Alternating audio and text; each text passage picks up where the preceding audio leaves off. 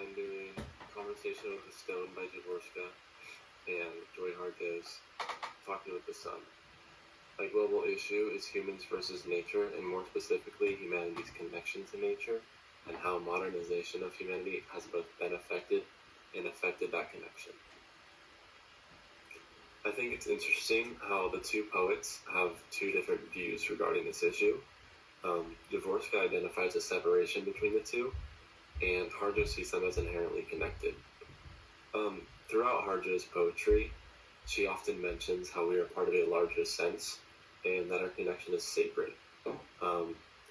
She speaks, or I think this is going back to her Native American roots, and many Native cultures traditionally have a large connection with nature and celebrate that connection. So on to Talking with the Sun, Harjo pretty much immediately establishes a connection between the speaker and the sun. She says, in line 4, she says, in the tangle of human failures of fear, greed, and forgetfulness, the sun gives me clarity. So here she's describing a connection between the speaker and the sun, and I think the sun is representative of nature. She goes on to describe a ritual in line 8, sorry. She says, after dancing all night in a circle, we realize that we are a part of a larger sense of stars and planets dancing with us overhead. Again, she's creating a connection between humans and stars and planets, which represent nature. So for Szymborska, as I said before, she establishes that humanity and nature are separate, both physically and emotionally. And she does this in a really interesting way in this poem. She creates a dialogue between a human and a stone. The stone is representative of nature and the human of humanity, of course. In this dialogue, Szymborska creates two distinct realms, the human realm and the natural realm. She does this in lines 7 to 10, when the human says, I'll enter and exit empty-handed, and my proof I was there will only be words, which no one will believe. The human's desire to enter the stone signifies that there is a physical place which is different from that of the human's place. A gap is also created between the two realms when the human says, and no one will believe them. This shows that humans don't recognize their natural realm, and this relates to the issue of humans' modernization, leading to problems between humanity and nature.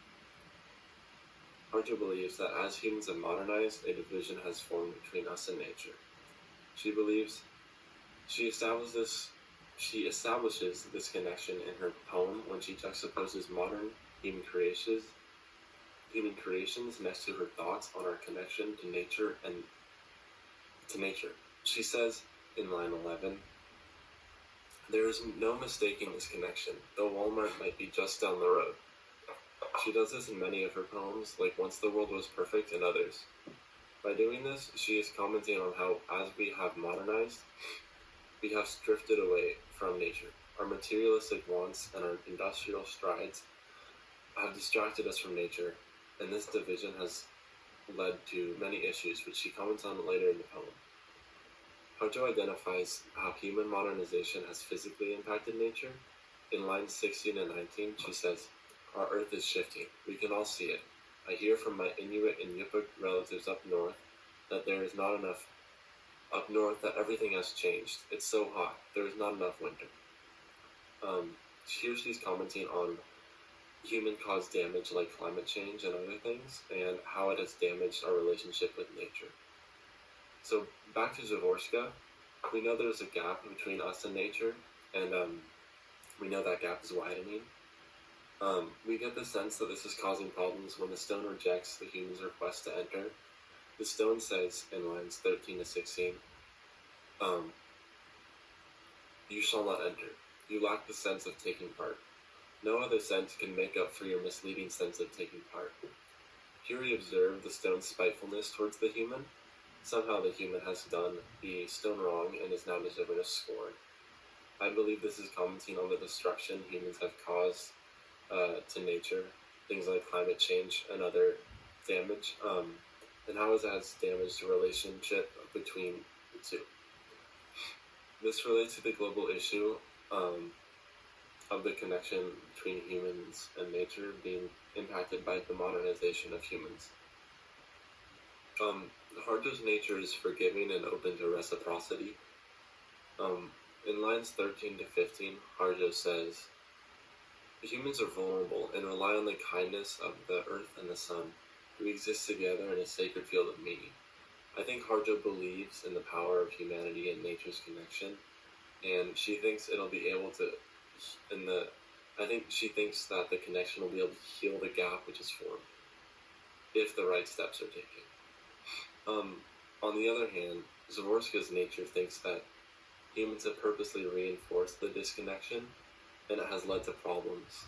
This is observed when the stone mocks the human, laughing at it in line 27. The stone says, "I'm bursting with laughter. Yes, laughter, vast laughter, although I don't know how to laugh." Here, the stone is laughing in the face of the human for even asking to enter.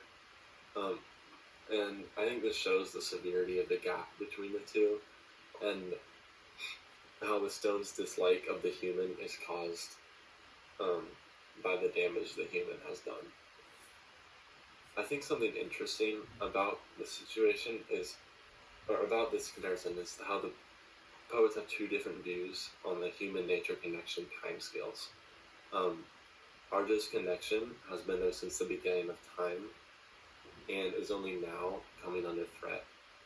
I think because of this, she thinks that human-caused damage has to be stopped before the connection is severed and cannot be replaced. She makes these feelings known in lines 24 to 27 when she says,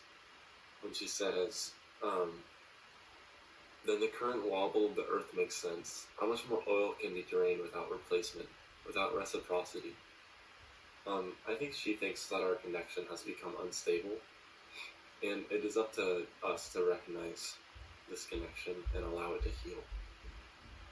On the other hand, Szymborska describes her timescale by creating yet another difference between the two, between nature and humanity, and she does this in line 21, when the human says, "I haven't got 2,000 centuries, so let me come under your roof." The human's lifespan is much shorter than that of the stone's, and therefore the human can't wait 2,000 centuries, but the stone can. I think this provides an insight into Szymborska's views on the future of humanity and nature's problems. Nature is angry with the humans, and therefore reluctant to mingle with them. And this is because of their inability, the humans' inability to, quote, take part in the preservation of nature, and because of human modernization, which has ruined the relationship. Despite the change, I think Szymborska views nature's seemingly infinite timescale as reasoning for nature's reluctance to appease the humans, and as a long-scale solution to the damage caused by humans. She points to a future where eventually humans will be gone, but nature will persist. Harjo, on the other hand, points to a future where modern humans understand their connection to nature through science. She says, in lines 21 to 23, "Maybe the quantum physicists have it right. They're beginning to think like Indians. Everything is connected dynamically and on an intimate level." I think Harjo fears for the future of both humanity and nature, but hopes that humans will be able to realize the connection and save it. I think that both poets' views offer similar conclusions. In Harjo's case, humans must stop the damage they are causing to nature. They must actively try to heal the division which has been formed. Szymborska, too, thinks that human interference has put strain on the relationship between nature and humanity. While she sees the two as separate and the problem as something which will solve itself after a while, I think she recognizes the importance of the strengthening of the relationship between the two. Both of the poets do.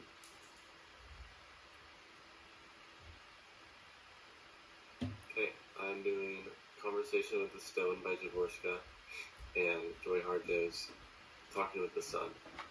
A global issue is humans